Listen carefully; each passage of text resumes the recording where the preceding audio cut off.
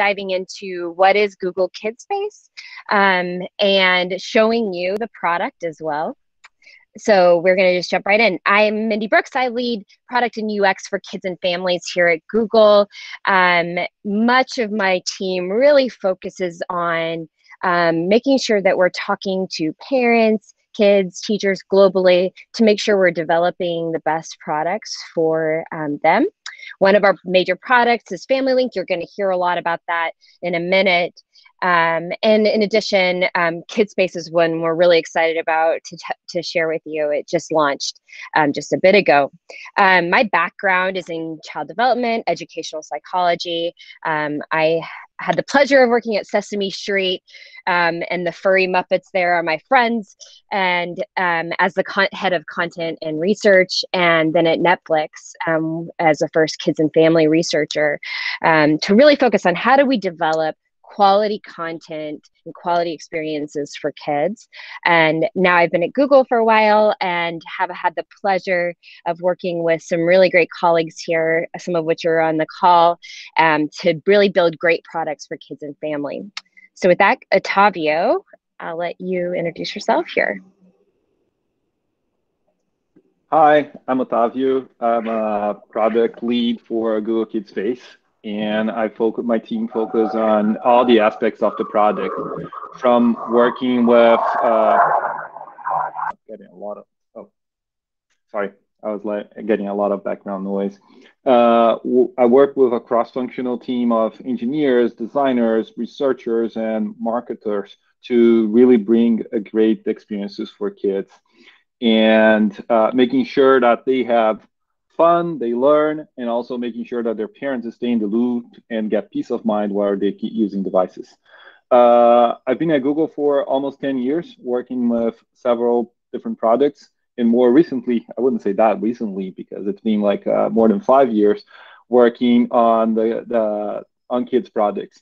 So I first led the app development for Family Link on Android and iOS. And after that, I built experiences for kids on Chromebooks and assistant devices such as speakers or displays. My background in the past was much more on software engineering, and then I switched to product and really enjoying working in this space, bringing joy to kids and peace of mind for parents. With that, I'll hand it off back to Mindy that will start talking about the product. All right, let's jump right in. So just to take a step back, we really take a lot of time talking to parents, kids, and teachers around the world. And we've consistently heard globally that there's two needs. The first of which is tools to help manage their kids' screen time. And the second of which is help finding better content for their kids. Specifically, there's so much out there. How do you sort through it? How do you know it's good? And how do you know it's right and safe for your children? So those are two areas that we've been focused on for the past 6 years or so or more, really thinking about how do we better support parents, kids, and teachers globally.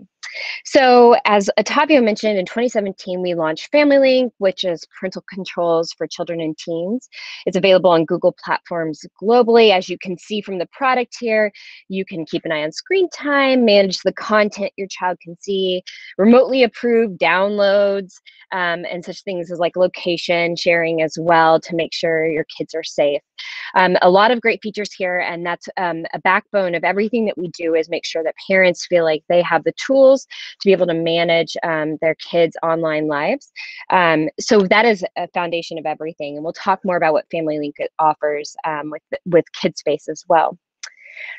And then this year in April, and this definitely ties in, we launched on Google Play the Teacher Approved program.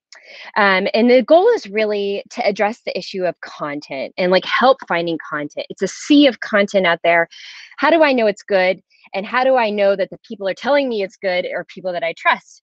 And what we heard globally from parents is that the people they trust the most are teachers, to help them know not only what is educational, but what also is child development appropriate for the age of my children. So we launched the Teacher Approved program, which is the goal to help parents find the best content for their kids All content is vetted by teachers and badged across like all the play surfaces. So you can see, hey, this has been vetted by a teacher and here are the qualities as to why it's teacher approved.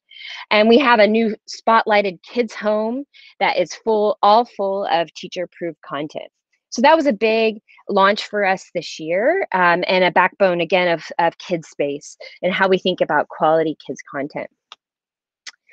So I keep mentioning that, yes, we have a lot of research and we take this very seriously, is to make sure that we're listening. So about 3 or 4 years ago, we started talking to parents, kids, and teachers to really understand, what does a kid's first device look like? What should be in it? And how do we develop it with them in mind? So we spent thousands of hours making sure that we are listening and testing different variations to ensure that we are developing a kid's tablet, typically their first device, that is curated for them, has high quality content, and that parents and teachers feel like it gives peace of mind. So this is what we're going to be talking about today. So here is KidSpace. Ottavio is going to actually show you the live product, but what you can see is it's a tablet for kids under the age of 8. It's full of free apps, games, videos, and books. And that's one thing we really wanted to make sure it's available for all children, not just those that can pay for a subscription. And the product experience is really designed about how kids think about content. So they play, they watch, they read, and they make. So all of the tabs are named accordingly and organized for children in this way. We launched first with Lenovo, and it's on shelf.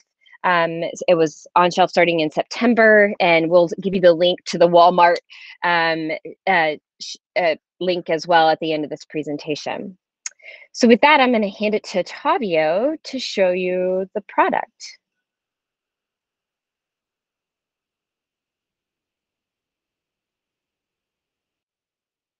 I think you're muted, Ottavio.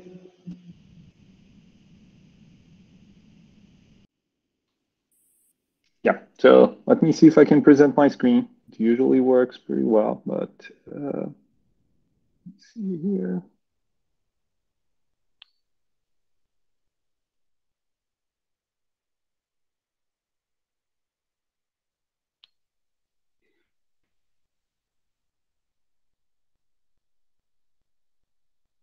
Okay, so I'd like to show you a little bit of the experience on this tablet here that I set up for my son. I have a very curious 4-year-old, almost 5. He'll be 5 in a month, and we set this up for him, and he's having a lot of fun with the device. So as Mindy mentioned, the whole experience is set up around his interests. So one of the first things that we did together is pick up what he likes, so that the tablet, it gets like he feels like it's his. So my son really likes cooking, music, science. He likes trucks, airplanes, and everything likewise. So we chose like those interest here. And then when we sat down, the whole experience is customized for him.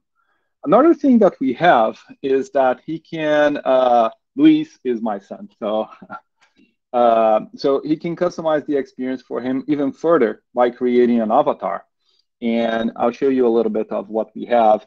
We have like more than 1,000 different options of icons here that goes from like different skin colors, including several different things that they can pick from.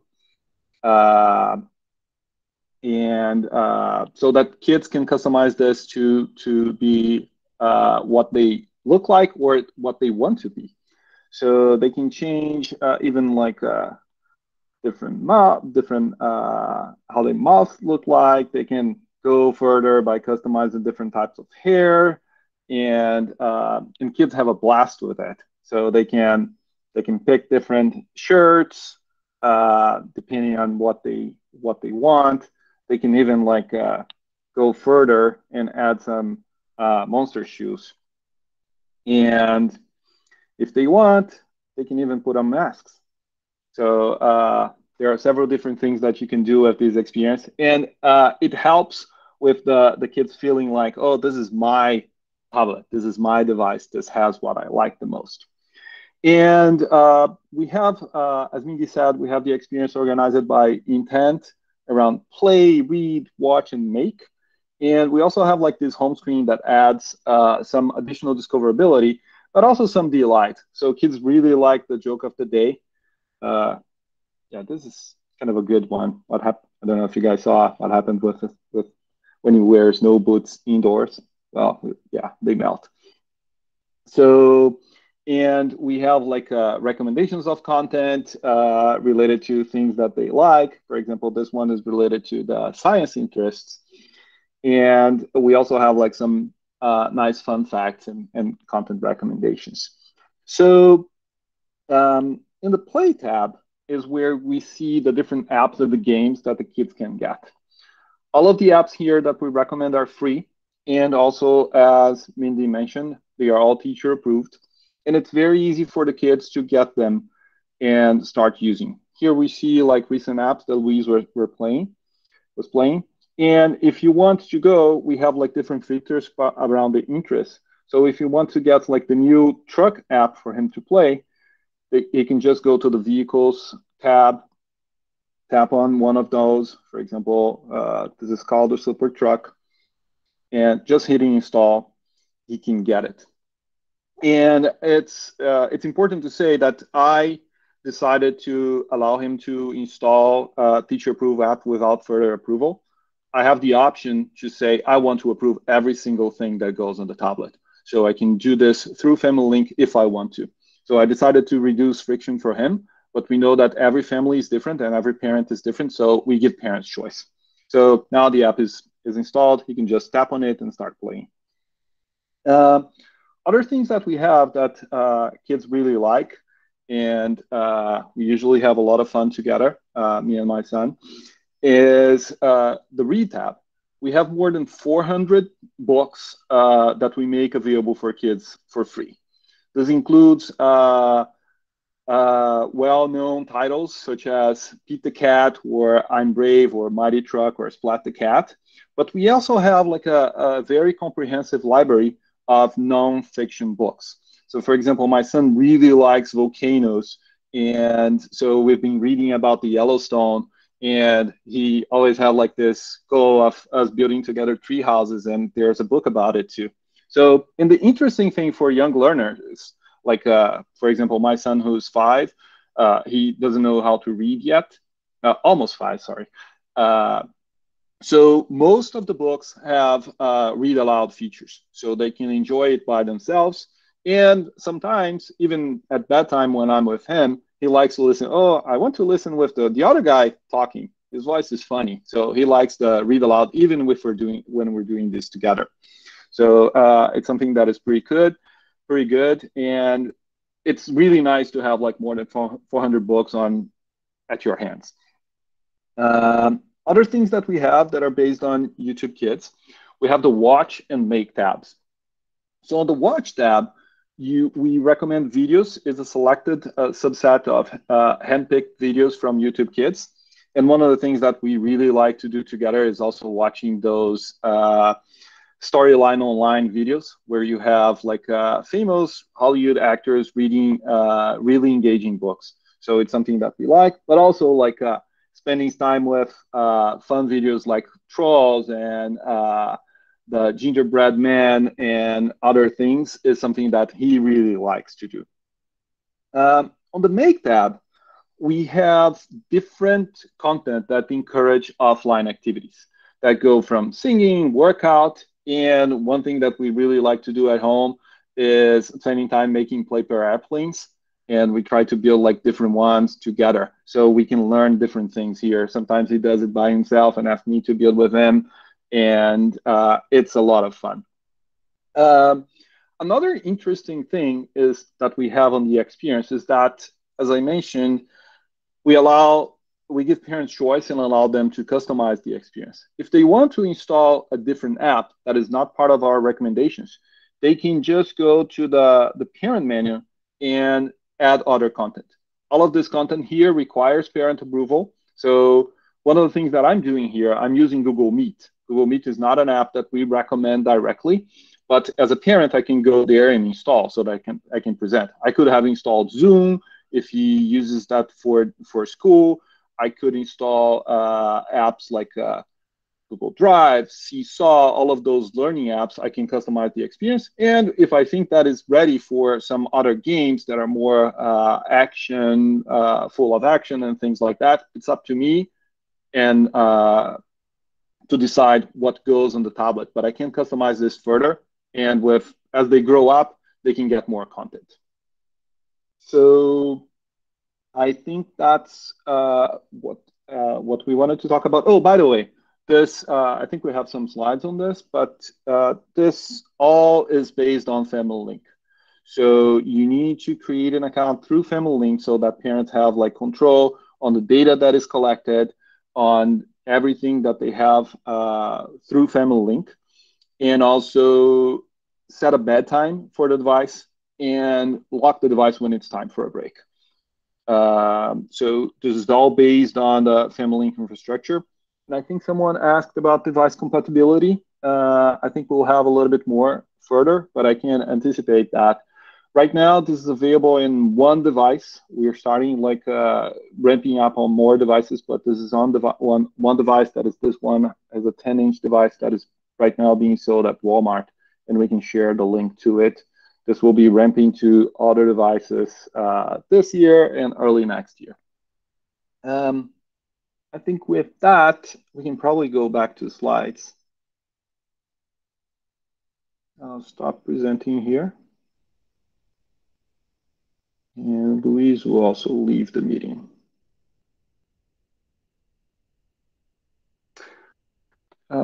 Mindy, I think you need to stop presenting and presenting again so that the presentation goes, everyone can see it. Okay.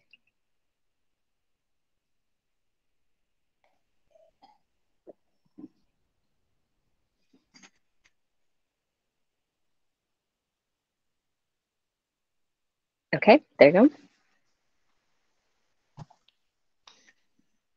So as I briefly mentioned, this is supported by all the different parental controls that Family Link has. So as a parent, I can keep an eye on screen time by setting daily limits, setting a bedtime, no devices after 7 p.m. And I think next slide. I can also see what they have been using, and I can block an app. Oh, let's say that they are spending too much time on Toontastic, and this is not something that I want. I want them to do something else. I could just go and block it. And as I mentioned, if I decide to approve all that downloads, I can approve this on the device or through Family Link on my phone, so that if I'm somewhere else, I can still give them content. And there are many more features. I think, next slide. This is something that we have. If parents want, they can see where the device is or where the kid is with the device. This is something that on tablets, it's sometimes useful, but it's much more useful for older kids when they have their phones and they are more mobile. Can you go next slide? Yeah. I think that's like what we had about the app and Family Link support. And with that, I'll hand it off to Mindy that will talk about our content strategy. Yeah, so to answer a lot of the questions about like, how does this content get on here? How is it approved? I'm going to walk you through our philosophy here and our approach to each type of content. So first and foremost, our goal is to promote content that is enriching, high quality, and trustworthy.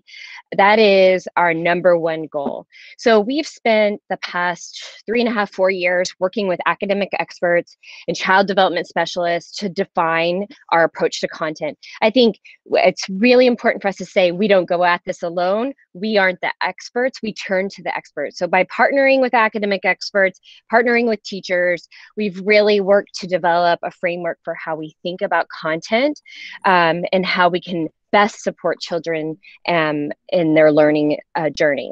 So first and foremost is the Play tab. And as we mentioned before, we have all teacher-approved apps and games. So we developed this content rating system in consultation with faculty from the Harvard Graduate School of Education and Dr. Sandra Calvert at Georgetown. And we've trained over 300 plus teachers to use these ratings to vet quality content. We're actually, I think, at 400 teachers now, and it's expanding globally. And I think one important thing to note here is that we're really thinking about our rubrics based on global child development principles. So that way, we are making sure that we are thinking about the child first and foremost, how to best support their learning and child development. So how do teachers rate? So first and foremost, we make sure that we have teachers, a variety of teachers with a variety of different experience. We have teachers that have taught for 30 years, and we've had teachers that are taught for 2 years that are really rating our content. And they're thinking about how app quality is based on these 5 dimensions. There's the word and sound design. So as you can imagine, thinking about a 3 to 5-year-old is totally different than thinking about an 8 to 12-year-old. Their literacy abilities, everything. So how an app is designed needs to support those early readers as well as older children. So teachers are really looking at it through the lens of those age bands. Interaction design, which is really how a child can use it. So if they can't use an app, they can't learn from an app. So it's really important that we are encouraging developers to create apps that are usable for children. And teachers really look at that and make sure that kids can actually engage with the content in a meaningful way, that it doesn't get in the way of their getting the positive content value out of it. The visual design is how it looks and it feels. It doesn't need to be expensive or fancy, but it does need to support the positive development of a child. Appeal is what I like to call the delight factor. We really look at, does this make a child smile? Will they talk to their friends about it? Will they talk to their teacher about it? Will they talk to their parents? So we're really looking at that nuance of, if it's fun, they're also going to get more from the content. It's like a primary component of how Sesame Street's created as a television show, which is if you get a child engaged in the content, they can learn more from it. So we're really looking at that dynamic combination of delight there. And then last of all, teachers look at enrichment. So this includes everything from learning dimensions as well as social emotional development, and as well as diversity of content. So they're really looking across these 5 swaths of app quality. And the Read tab so switching to the Read tab, we're building off of our teacher approved program here. These books are all handpicked by children's book experts. It's over 400 free fiction and nonfiction books in the US. Parents can choose to add additional books should they want to. And as Ottavio mentioned, we have 2 features that have been really well received. First of which is read aloud functionality. So for those early readers or readers that need support, having that has been a really great addition. Second of which is the kid-friendly dictionary. We heard from kids early on that they're like, I don't understand what this adult dictionary is telling me. So we wanted to ensure that we supported them in their learning journey. And so we have a kid-friendly dictionary that's enabled on the product as well. So how do teachers and children's books experts look at book rating? So we're looking across these 6 dimensions. High quality writing and illustration. So having clear writing and illustrations with a distinct point of view. Again, with everything here, we're looking at it through the lens of age appropriateness that meets kids where they're at. We want it to be delightful, not didactic. As soon as it gets boring, kids are out. We want it to be something that really sparks their interest. Everything here is really trying to help a kid learn through their interests. We want to have impactful stories with diversity of characters, and these stories representing valuing self, others, and the world at large.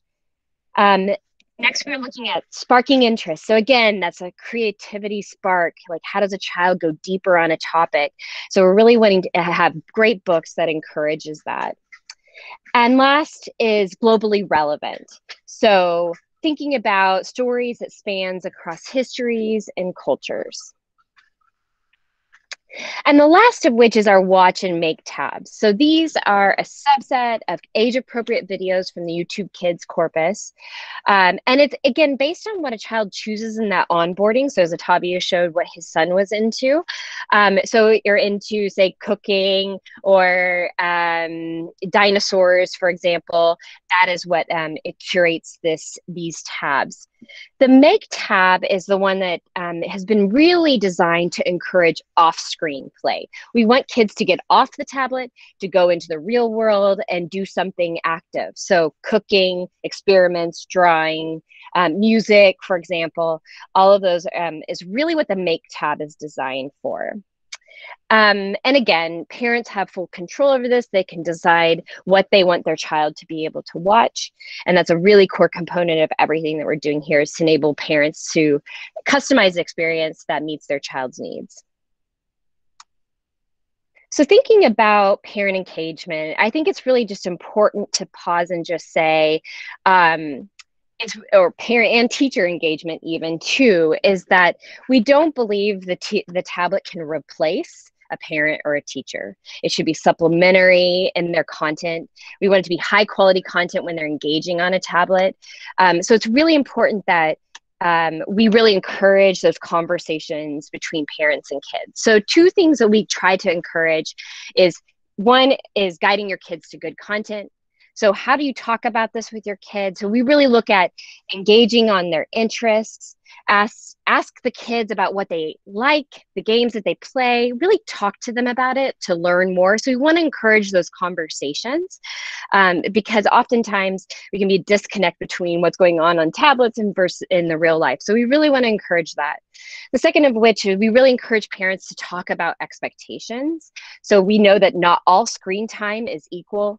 So be upfront about the content that's appropriate for kids, and really set those standards for them. So we really want to encourage those two things when it comes to content.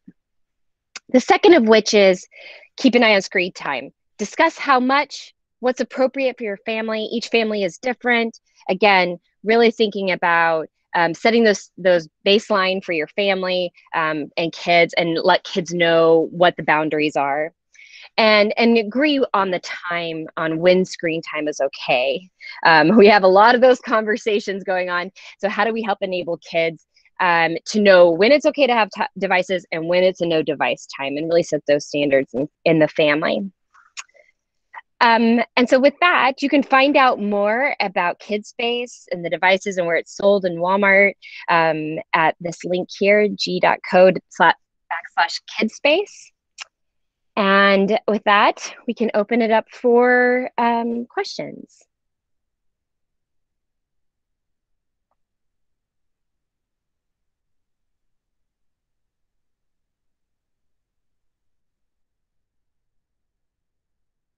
So I'm seeing some questions here in the chat. So maybe we should go, do you want to go through some of those? Or is there a live question here? I think we could, Mindy, we could have some people share their thoughts on the questions you posed at the beginning as well, if we wanted to start out with that, and then we can also make our way through some of the remaining questions on the chat afterwards. So if anybody has any initial thoughts from those two questions we put up at the front, please feel free to jump in. I would love to see something, well, and I saw that you had a music tab. And that's really exciting. My youngest is 12 years old, but it would have been wonderful to see content for our kids that like this several years ago. And still, I think that there is a need for that if you guys are entertaining older kids. A music app that maybe goes beyond just the game, but also kind of works on their skills. Skill sets. If they're musically talented or musically, engaged and really wanting to learn more to kind of work on those things. I think that would be fun because there's not a lot out there currently, in my opinion, that is for kids. It seems to be more, an adult type thing. Like MuseScore is one of those things. He loves listening to MuseScore, but it's adult content and very challenging music. where if there was something that he could, work on his piano skills or his percussion skills or something like that, it would be really cool. So It's great feedback. Thank you. Yes, sure. definitely something we want to be investing in. Yeah.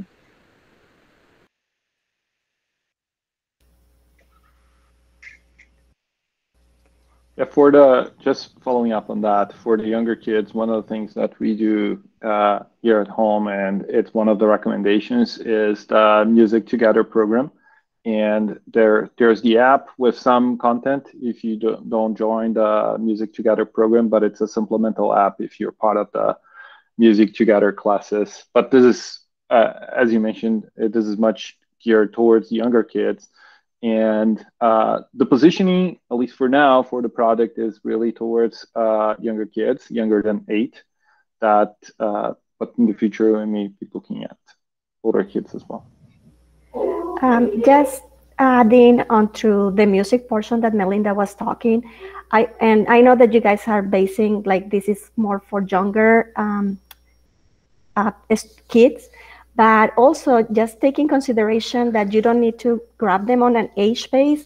If you put into consideration all the students that have special needs, they might be 14, and I'm talking into the space of especially my kid. They have 14, but then they still go towards more kids things. So this kind of thing, this will be helpful for that area of kids too. Thank you.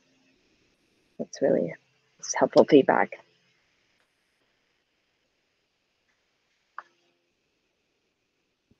On this platform, when kids start selecting games or music or whatever it may be, will there be an option to rate what we're looking at? Just, as parents, like with Fortnite and with this new game Among Us, I'd like to see where parents rate it and talk about its content to see if it's something that I'm going to allow my child to play or not.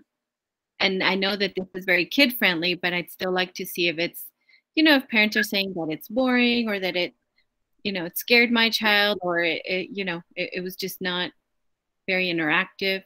And that way I know if to like move on or to give it a shot.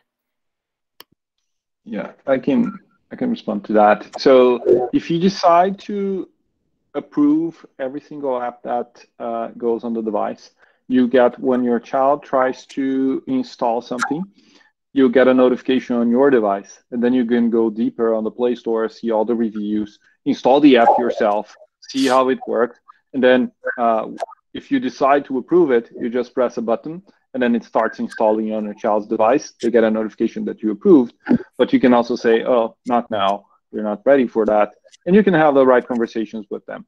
So with MLink, you can see all of that, and if you do it on device, you can also see like what the app is about. So you can see that, and after they install, you can write your ratings as well as a parent, and this will go to the star rating of the app. Okay, thank you. Good to know. I have a question about the reading content. When you talk about things being age appropriate, is there anything in the program or in the application itself that helps parents determine what the reading lexile is? And that would be, what is the actual reading level? Because I know one of the things that's always frustrating is kids pick out a book that they want to read, but then the level is too far above them. So having the auditory or having the read aloud component is great, but parents still need to help figure out what's age appropriate for their child.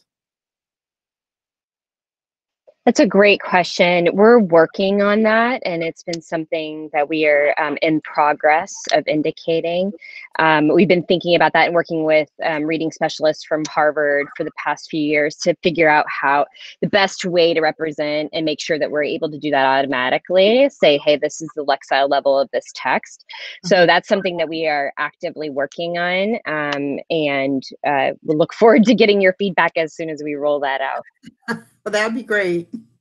Thank you. Great question. Thank you.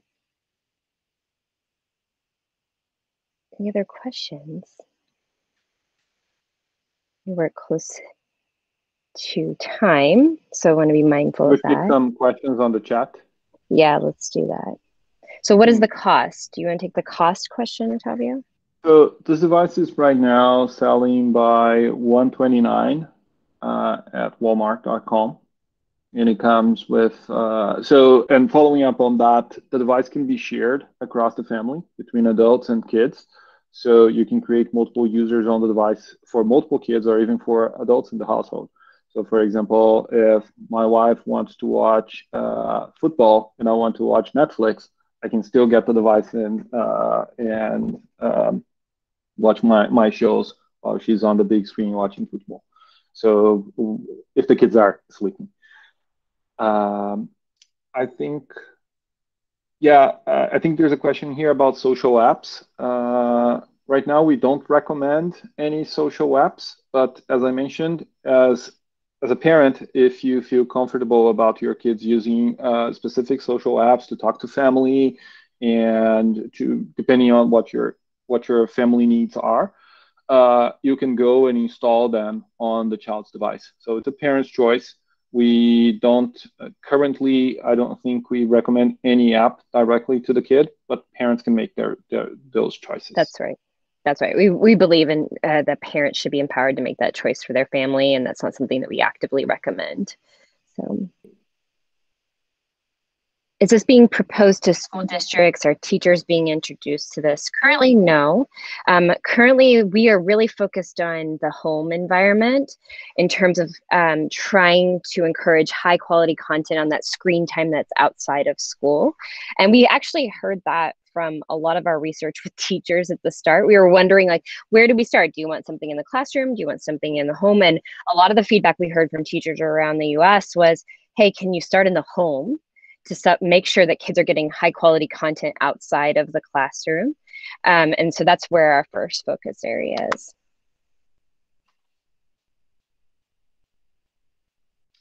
There's also a question about Chromebooks. We're starting this on Android, but we want to see this evolving to other platforms in the future. We don't have anything to share right now, but it's a platform that we really like. We already support Family Link and Family Link accounts there. So it's something that we want to look forward for the future.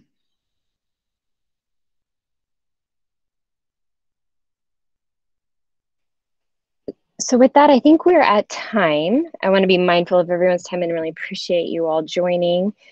Christy, anything to add here? I think the main thing is that we really appreciate you tuning in and giving us feedback. We will look to send around some resources such as this deck, so that if you'd like to share it with your PTA communities, that would be great. And we'll also follow up with a feedback survey and some helpful links such as the website Mindy and Ottavio mentioned, and also make it really clear too which devices are compatible as well, since I know that that came up too. Thank you, everyone. Thank you, everyone. Thank you. Bye.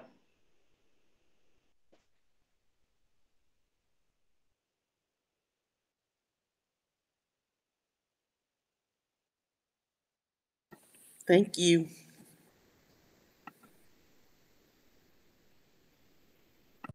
Thanks very much.